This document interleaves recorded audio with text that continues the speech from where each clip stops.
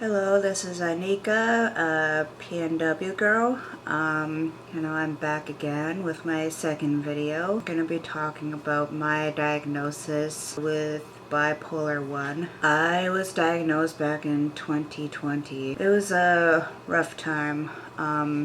Before all of that, I didn't realize I had the diagnosis. All the signs were there. There were points in time where I was staying awake for long periods. No bed? No, I don't sleep. I thought it was normal because I was doing it. Going through bouts of really major depression. It got pretty bad. I dropped out of high school. I stopped going to college for a little while. I was just not in a good place. My headspace wasn't good. I was just all over the place. I had no idea about the peaks. I just didn't know what was normal, I guess. It really stunted a lot of different things that could have happened. I've been working on this same degree for several years now because of this diagnosis. And it doesn't help that I was abusing substances and drinking all the time. It was really difficult. There were times where I am pretty sure it did trigger the mania. I would stay awake for long periods of time. I remember one time I didn't sleep for 4 days straight. I was nonstop cleaning. It was really excessive.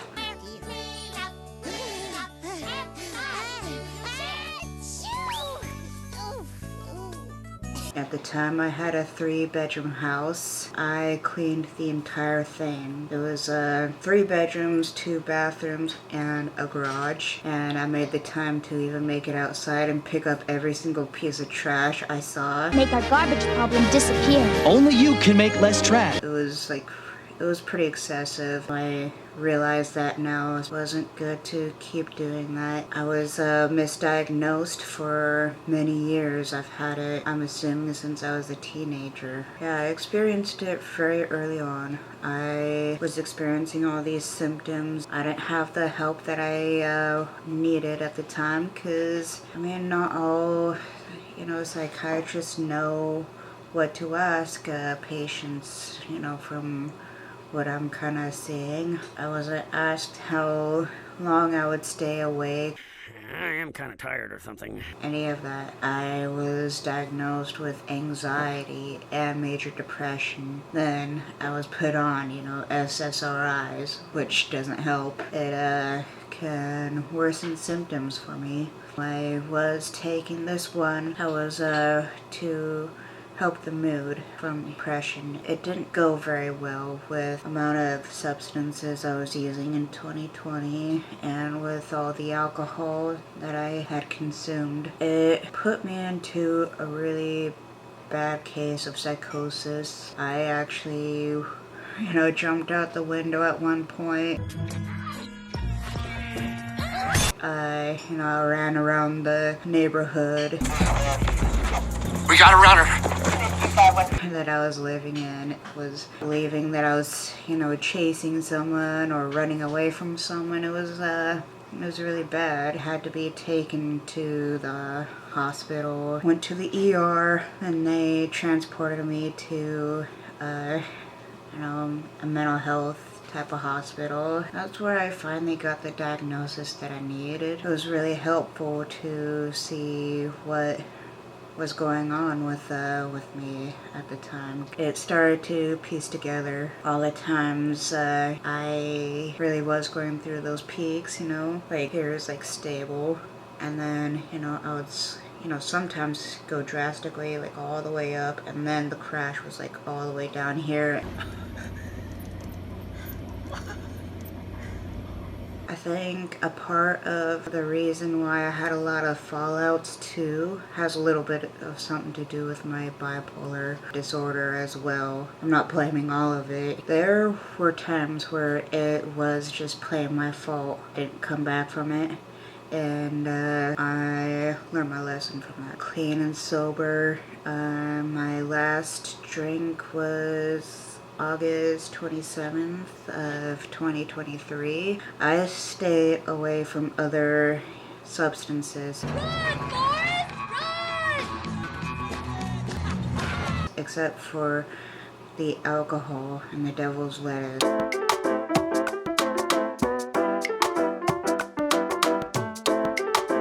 Up until I hit my 2 years, which is August 27th, 2023, my clean date. You know, it's been pretty amazing. You know, my symptoms are stable. I'm not like completely out of whack. Definitely gonna have, you know, like minor episodes. It's more manageable. I'm here. I'm not bouncing off walls or any of that. Not like talking irrationally or 1,000 miles an hour. It's hard for people to understand what it is actually like, because a big thing that I have learned is that you do have a village out there around all of this. You know, like being truthful with them is one of the best things you can do. I go to therapy to help manage some of those emotions that I still feel. I'm just feeling really down these days, and I don't know why. Have you exercised today? No. Did you go outside? No. Did you talk to anyone? No. Yeah, no, it's what a mystery. Something I realized is that the medications aren't magic. They stabilize your moods, pretty much what they do. I still have some slight peaks. You know, it's not like, you know, that giant leap. It's more like that. It's, the mood swings are still there.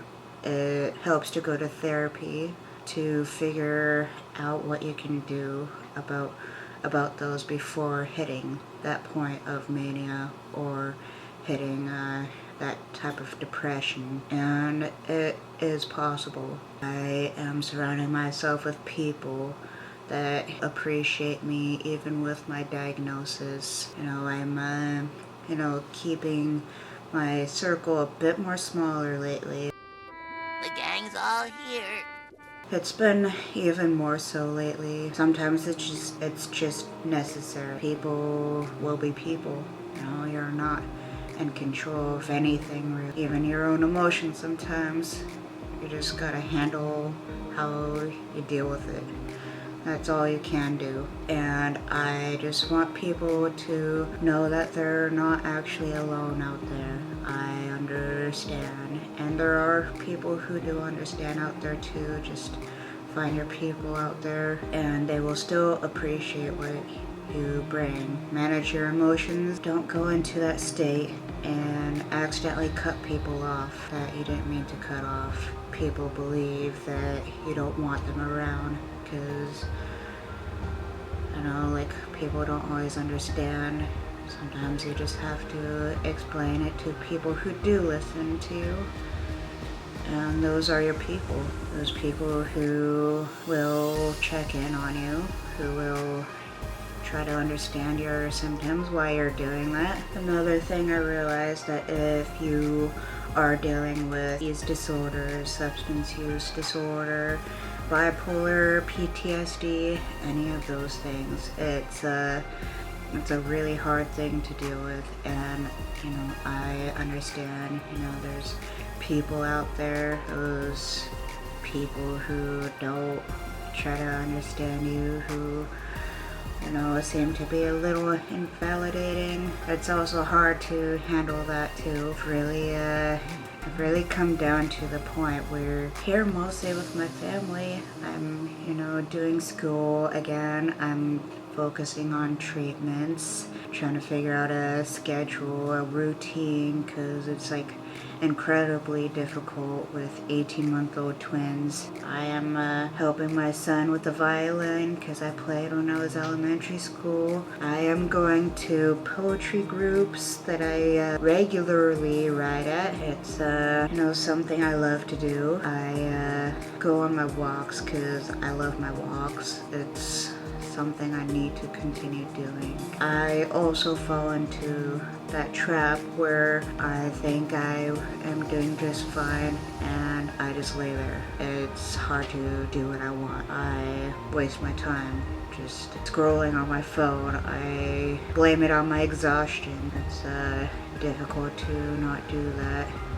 with any type of diagnosis or no diagnosis. It's still really hard, and I believe in anyone who is dealing with any of these things that I'm describing. I am starting to believe in myself a little bit more, laying low, focusing on my family, school, treatment, my recovery. I had to go low contact with a lot of people. I'm hoping that next year I will be more prepared to handle these types of heartache. I suppose you can say that. But I realized I'm the one who's putting myself through it when I'm watching it all happen and not doing anything about it. And so I'm taking my power back. I'm not gonna let it happen, and whoever comes to me. I can help in the best way possible. I'm also human, so not a therapist, but I can be a friend that listens, and I think a lot of people need that, and finding that support is the best thing someone like me can do. So really, just don't be afraid to reach out to someone out there. Someone who is willing to understand, someone who starts learning those things about you, because those are your people, those are your village. They welcome you with open arms. Keep your mental health in check, because you could end up driving them away with your symptoms, and that's not on anyone. And that is what I learned, and I am hoping that someone can benefit off of this and learn from my example, learn how to be present, because it's easy to not do that. There are resources out there for anyone who needs help. One that I have used a couple of times is the number 988. I text it, I am able to call it, and it really is just someone to talk to. I think my therapist mentioned that there's an option for Native Americans too. It's good to talk to someone that isn't someone that you know, because I understand that too. And they understand that they're there to help. I text one time because I was concerned for someone that I love, that I used to be close with. She also has some diagnosis, and I was really just concerned about her symptoms from what I've heard. And I talked with that person. I text them, and they gave me resources on these things, and they just talked if it is very much needed. And I think a lot of people could benefit from it, because I did. I don't think enough people use it, from my understanding. I believe you can use it whenever you need to. So there is help out there, and I hope every one of you will use all the resources that are out there, because I am finally learning how to do it. I'm one that tries to do things myself, so it's just kind of getting out of your comfort zone.